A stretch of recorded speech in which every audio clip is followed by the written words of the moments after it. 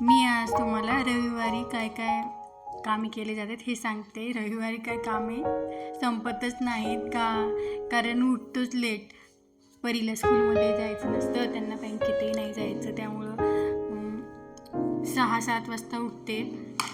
त्यामुळं सगळं कामाचा घोळ होऊन जातो आणि कामं काय केलं आवरतच नाही. दिवसभर किती करा काही ना काही राहतच आणि आठवड्याभर जी कामे उरली राहतात त्यांनी ते उरकून घेतात. त्यामुळं त्यांनी बाहेर गेल्यानंतर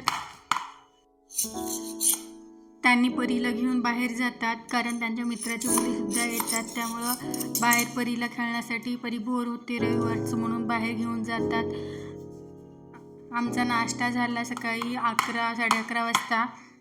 मी पोहे बनवले होते आणि मी म्हटलं स्वयंपाकच बनवते. मग त्यांना जेवायची काही इच्छा नव्हती, नाश्त्यालाच काहीतरी बनव म्हणजे मग मी लगेच पोहे बनवले. मग पोहे खाऊन परी आणि त्यांनी बाहेर गेले. किराणा सामानही आणायचा होता. आम्ही 2 महिन्याचं एकदाच किराणा सामान भरतो. 2 महिन्या अगोदर आम्ही भरलो होतो, ते संपलं किराणा सामान. त्यामुळं त्यांनी नवीन किराणा सामान आणण्यासाठी किंवा या आता संपले थोडंफार उरलं होतं, त्यामुळं किराणा सामान आणण्यासाठी गेले होते.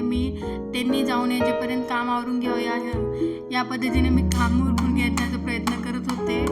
पटापट काम करत होते, पण काम काय आवरेच ना, कारण एवढा धिंगाणा पडलेला असतो घरामध्ये रविवारचं. कारण काहीतरी त्यांना लागतं, काहीतरी शोधतात, उद्या काहीतरी बँकेत लागतं, काहीतरी शोधण्याच्या ह्याच्यामध्ये कचरा झालेला म्हणून बेडच्या खालचं सगळं आवरून घेतलं होतं. कारण बेडच्या खाली त्यांच्या काहीतरी कागदपत्र का काहीतरी हरवलं होतं, त्यामुळं ते शोधत होते.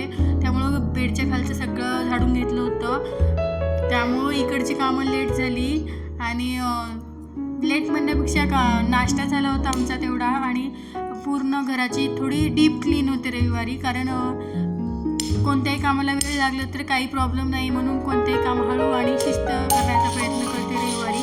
कारण एरवी तर फास्ट कामं करण्यामध्ये एवढी क्लिनिंग डीप होत नाही, पण रविवारी होते. त्यामुळं रविवारची कामे ही हळूवार आणि काही केल्यास आटपत नाहीत अशी राहतात. परीला शाळेत जायचं असतं त्यामुळं फटाफट आवरते एरवी. शिवांश झोपलेला असतो कारण परी गेल्यानंतर शिवांशला काही करमतच नाही, त्यामुळे शिवांश झोपलेला असतो, झोपी गेला. त्यामुळं मी बाथरूम घासून घेतले कारण आंघोळ करायची बाकी होती, त्यामुळं बाथरूम घासून घेतले आणि त्यानंतर आंघोळ करून घेतली. केस ओले होते तसेच बांधून घेतले आणि आंघोळ करून घेतली. हे अशा प्रकारे मी तयार झाले. मी डेली काही लावत नाही, फक्त रोज वॉटर लावते आणि माझी दिवसाची सुरुवात होते. त्यानंतर मी पूजा करून घेतली. शिवांश उठेल असं मनाला वाटतच होतं आणि मी पटपट कामावरत होते. पटकन पूजा करून घेतली. दररोज तर माझी सकाळीच पूजा होते, पण रविवारी लेट होते, त्यामुळं आज लेटच झालं. पूजा जप सगळं करून घेतले.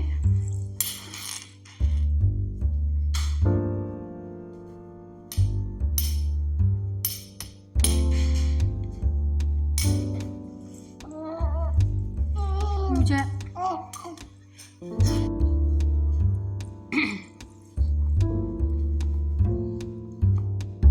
घरामध्ये धिंगाणा पडला होता. पूजा झाल्यानंतर खूप छान वाटतं घरामध्ये. पूजा होईपर्यंत घर असं वेगळंच वाटतं. त्यामुळे आंघोळ झाल्यानंतर अगोदर मी पूजाला बसले आणि पूजा करून घेतले.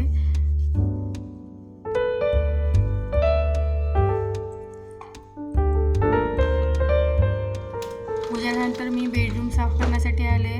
विंडो ओपन करून घेतल्या दोन्ही. असं काही दिसतं आमच्या विंडोच्या बाहेर.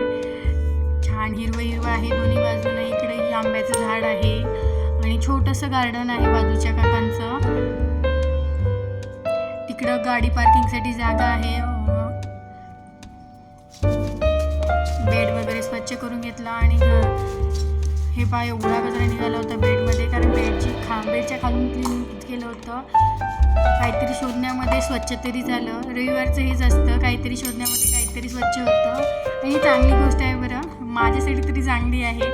कारण खूप जण खूप स्वच्छ ठेवतात, मीही स्वच्छ ठेवण्याचा प्रयत्न करते, पण लेकरं असल्यामुळं काहीतरी जातंच, बेडच्या खाली काहीतरी पडतात, काहीतरी टाकतातच. कितीही दररोज खालून घेण्याचा प्रयत्न केला तर काहीतरी खाली राहतंच आणि इकडं हँगर मी लटकून ठेवते, कारण लेकरांचे वगैरे कपडे ठेवते जे वाळे नसतील तर, किंवा परी स्कूलचा ड्रेस आल्यानंतर लटकून ठेवण्यासाठी हँगर मी लटकवते दरवाजाला, कारण इकडं लटकवण्यासाठी जास्त काही ठेवलेलं नाही आहे, त्यामुळं मी तिथंच ठेवतात. तेवढा शिवांश असा उठतो आणि उठल्यानंतर काय आता त्यालाच घेऊन बसावं लागतं.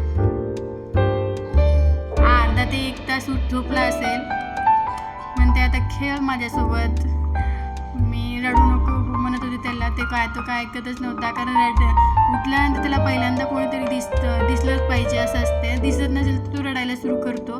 त्यानंतर दिदी नव्हती, मग दिदीचे सगळं खेळणे आता शिवांशचे मस्त मनसोक्त दिदीची खेळणी घेऊन खेळत होता, दिदीचा कंपास वगैरे, कारण दिदी असते वेळेस त्याला काही खेळूच देत नाही दिदी, आणि कोणत्याही वेळेस तुला तो ती हात लावू देत नाही, त्यामुळं ते दिदी नाही, दिदी पप्पासोबत बाहेर गेली या गोष्टीचा फायदा घेऊन मस्त खेळत होता. हे पहा, तो तिचे सर्व काही ती नसते वेळेस काढतो, कारण ती आल्यावर